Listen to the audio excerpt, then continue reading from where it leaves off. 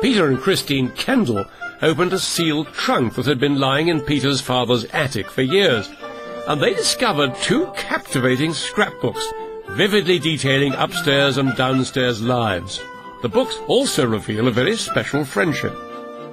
So basically these two scrapbooks, these two albums, are two lives covering the same period of Here we are. Oh, that's in the garden. In the garden, with her dog. With her dog, and looking a bit like a witch with her broomstick. And a mistress and her maid who did a lot of things together, and this is a record of them, in fact, There were two isn't parallel it? lives. Parallel lives. Can you tell me about them? Who did they belong to? Well, this one belonged to my grandmother, Margaret Sarah Pierce, known as Daisy. And she was a lady's maid, and her employer... Can we have a look at the other book? Lovely marbled end papers, aren't they? Very smart. Gracious. ...as Louise Gwendolen Glynn, though she was normally known as Gwenny. I see. And Daisy was what, a country girl who went into service? Is that Yes, what she was born in Charlton Kings, which is a small village outside Cheltenham in Gloucestershire. So this is very full, isn't it? Well, this book covers... So this is Daisy Pierce, what she calls her snaps of her life with Miss Glynn as a lady's maid. Can you show me, which is your grandmother? Here's my grandmother on the right with her friend Irma. And she seems to have had quite a glamorous life. There we are in St Moritz, skating. And have we got any pictures of Miss Glynn with Gwendolen Glynn? Are there any pictures of her? There's a time to Miss Glynn's life when she was travelling around the countryside, going to country house parties, mostly. It doesn't seem to cover her time in the season, though there are some parts of it who are based in London. But if you look here, she's in Ireland here, I think. Because here's a little picture she's drawn of her heading off with her pet dog, Pico. She was quite a talented sketcher, wasn't she? These are very nice. So she's got photographs of where she was, some verses, I see.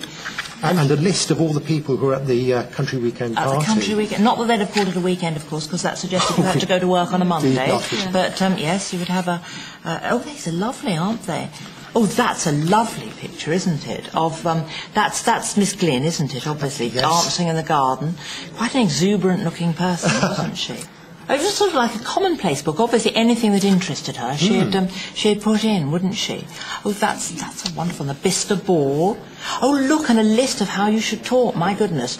I'm stopping with friends. I'm staying with... What else would you call friends, I wonder? I don't know, some people I know. Some people I know. What a sweet dress. I imagine you would say, what a lovely frock. It really is a complete compendium of a young woman's life, isn't it? And look, she's moving in high society. There's a sketch, January 1914, the hospital ball in Grantham. And there's Lady Diana Manners, who's the Duke of Rutland's daughter, one of the great beauties of her age, sketched in a very close embrace on the dance floor. It's a wonderful, in January 1914. It's a wonderful picture, isn't it? Isn't it fantastic to have these two records? I mean, it must be almost unique. How did you come to have two of them? What sort of relationship do you think that they had? They seem to have got on very well and been very friendly, because we think Miss Glynn gave that book to Daisy when she left. And Daisy named her elder child after Miss Glynn. She called her Gwendolen. Oh, it sounds as if they had a very nice and very, warm friendship. But of course, a lady's maid could be a bit of a miserable life, because you were neither servant nor were you family. You weren't really trusted by the servants. They thought you were a bit above yourself, a bit too close to the family. And of course, you weren't really a friend. You were always a servant. It was always a mistress-service relationship. So it's really nice to think that this was rather the exception. They were two girls having fun together almost, weren't they? It's a wonderful record, and as I say, just absolutely unique, I would have thought, to have both sides of the same story. Thank you very much for bringing that in. Marvellous.